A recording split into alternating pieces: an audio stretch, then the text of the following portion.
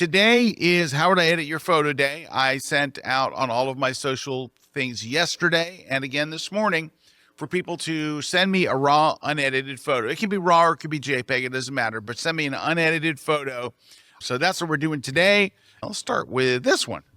Nice image, taken out in the snow, looks like at dawn.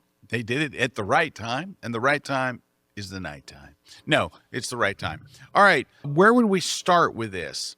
Well, if it is a landscape or a travel or anything other than people, I generally start by changing the raw profile from Adobe Color, which is kind of the default look for your raw images, to one that looks a little better. The next one that I choose, I almost 99% of the time choose Adobe Landscape.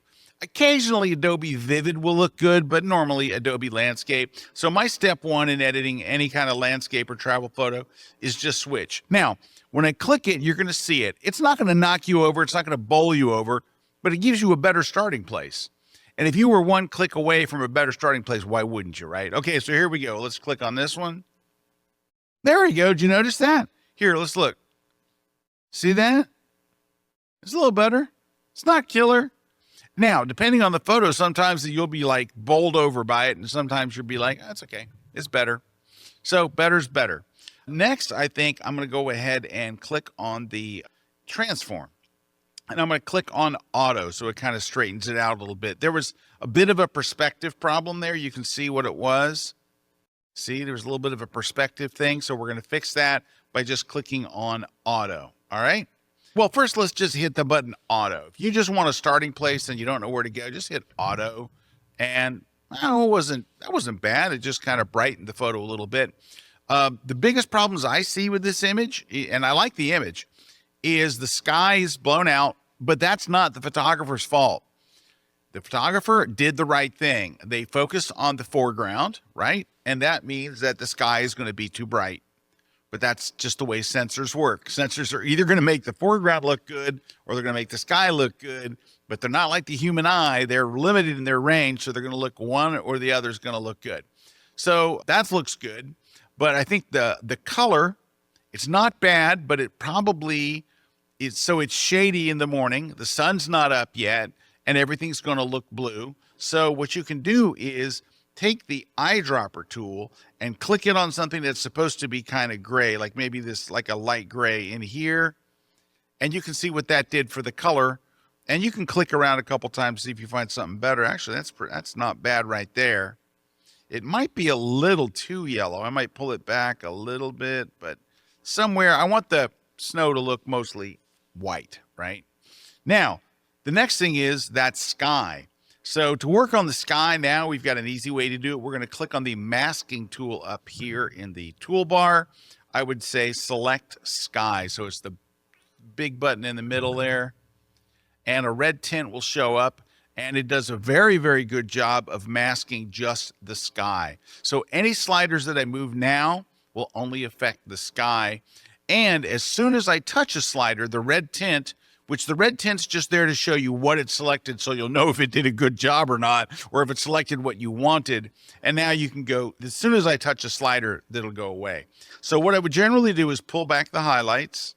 And right there, you can see that's bringing some detail back in the sky.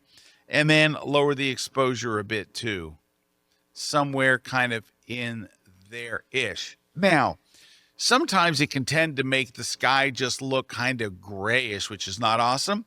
But here's the thing that people forget. You can go and adjust the white balance now. So you could push either blue into that sky. Well, it doesn't look bad, does it?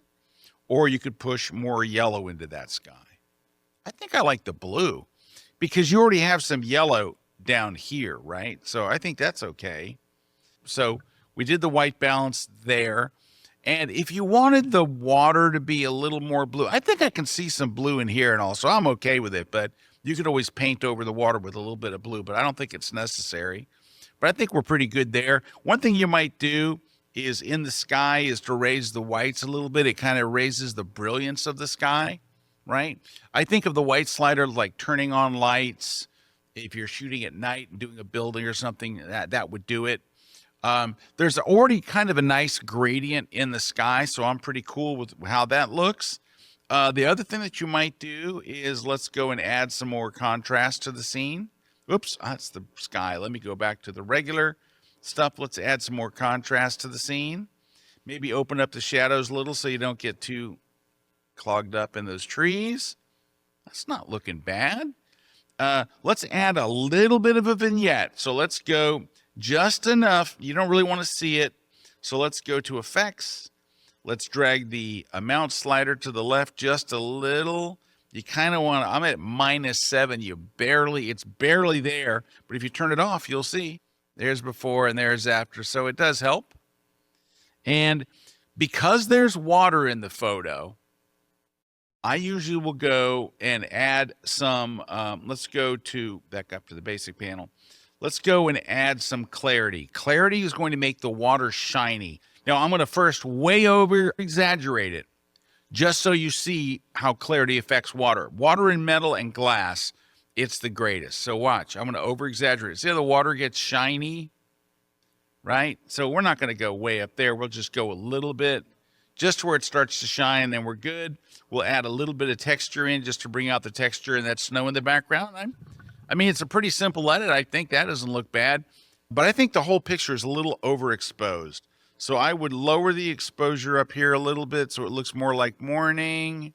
And so there's a before and after. I mean, a pretty straight ahead, pretty simple edit, but I like that. I like simple edits.